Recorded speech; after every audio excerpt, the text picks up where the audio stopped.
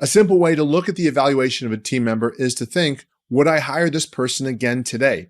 If they were applying and if they were trying to come in the door, would I let them in?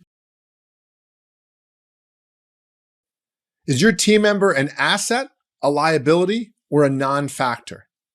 This one question is at the heart of the biggest challenge for most business owners, and that is employee turnover and employee performance. Now, if you think about this, every day you're rehiring the people in your business.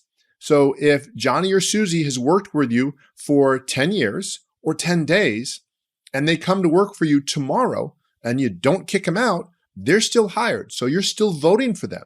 Now, I want you to think about this. If a person in your business is a liability, if they are hurting your business, they're costing you sales, they're costing you customers, they're costing you time, frustration, whatever it might be. If your reports, if your numbers, if the team members that you work with that are your best team members are telling you this person is costing you business, when do you need to let go of them? Well, the answer is now, as soon as humanly possible, because it's literally hurting you. That person is taking away from your business every time they're working with you. Every hour they're working with you, they're hurting you. And these are the situations where very often you will find messes after this person leaves.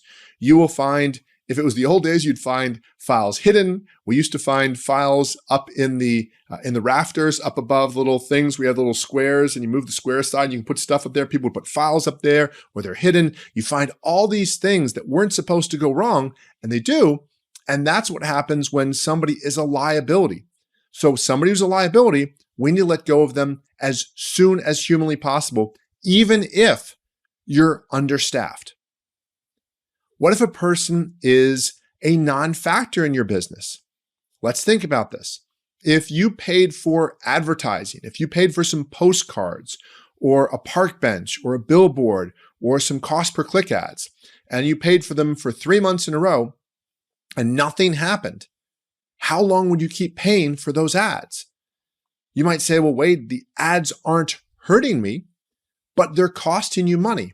And the money indirectly is costing you time. In the case of a team member, if that team member is a non-factor, usually that's not even truly accurate because somewhere they're pulling on someone else's time or attention. There might be a financial situation where it seems like they're a non-factor, but usually they're costing you something. If nothing more, they're costing you the frustration very often of your best team members who are wondering when you're going to catch a clue and let go of this person. So if the person is truly a non-factor, the best time to let them go is today. And the way you confirm that, if you're not sure, you talk with your best team members and you say, well, let's think about this. Is this person simply underperforming, but they're helping us just not as much as we'd like them to? Or are they literally a non-factor? If they're a non-factor, you should be moving on from that person. If a person is an asset for your business, the question becomes how strong of an asset.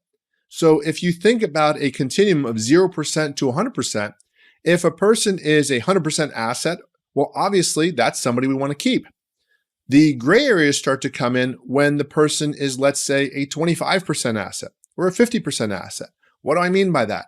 Well, put simply, if they're supposed to be putting in 8 hours a day of work and you're getting 2 hours a day of good work, that's pretty much a 25% asset. Or they're a 50% asset. Maybe they're giving you 4 hours a day of work. These are the situations where sometimes, especially if you're tight staffed, it can be difficult to let go of somebody because if you talk with your other team members, they might say, look, this person is not as good as we could have, but they're doing something. And if this person is gone, it's going to cost. It's going to cost me. I'm going to have to pick up after their work. And if I pick up after their work, I'm not going to get to do the proactive stuff that I do. So the toughest situation is not when a person is a liability or a non-factor. It's when they're an asset, but they're somewhere between, let's say, 50 and 75% or 80%, where you know there's some value that's coming from them. Maybe they're slightly overpaid. Maybe they're having a little bit of a challenge for the rest of your team because they're distracting your other team members, but they're still producing something. Of all the three situations, this is perhaps the one that you might want to work with and see what you can do to remedy it. maybe you can get this person to be more productive. Maybe you can get them to be more focused. Maybe you can coach up somebody who is 75% productive to a level of 80% or 85%. And if you have a person that's at 80% or higher and they're never going to leave you, those are situations that are sometimes hard to move away from simply because turnover costs are high, and it might be worth it to have people that you know are steady and aren't going anywhere. On the other hand, if you invest extra time with this person or you try to coach them up and it either frustrates them and makes their performance go down or it's simply unchanged, then you have to decide, are you willing to live with two things? Number one, this person's lower level of performance than what you're hoping for. And number two, are you willing to live with the perception and the opinions that come from your other team members who are performing at higher levels, who are noticing that this person is underperforming and yet still being paid as if they were performing well?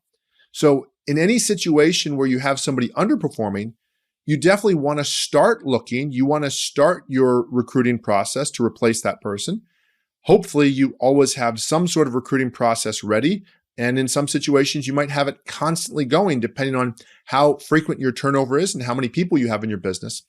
But overall, we want to make sure that if you're in a situation where you don't have the best productivity, the best results coming from a team member, that you first look to see what you can do to fix it and truly look at it through the lens of, how am I perhaps not showing up as the owner or the boss as best as I can? How am I not leading in the way that I could? So how could I perhaps become better? Even if that person goes away, if I can become a better leader in the future, maybe next time a person like them comes on that maybe needs a little more leadership from the get-go, I can lead them up front before things turn out to be not so good and learn from that.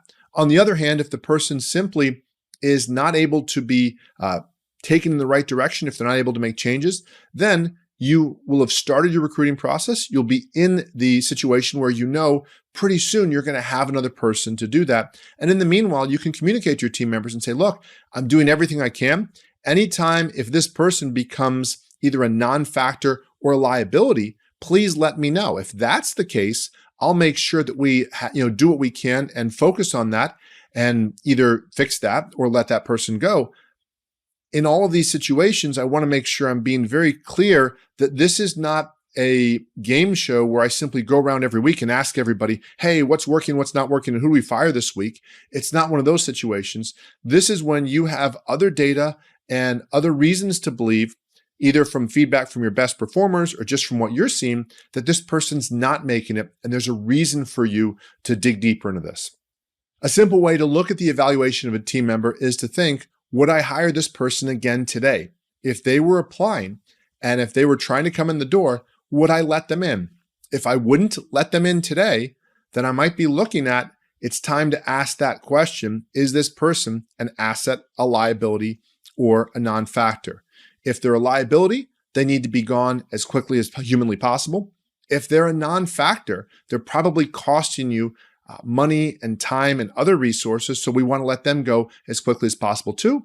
And if they're an underperforming asset, we want to see how quickly can we help this person perform at a level that is going to be satisfactory or awesome for the business, and then hopefully help them feel great about the work they're doing, or if that's not the case, help them get to a place where that can happen. I hope you find this helpful. If you have any questions on any of this, please let me know. As always, I look forward to helping you impact more people and make more money in less time. Do what you do best so you can better enjoy your family, your friends, and your life. Thanks for listening.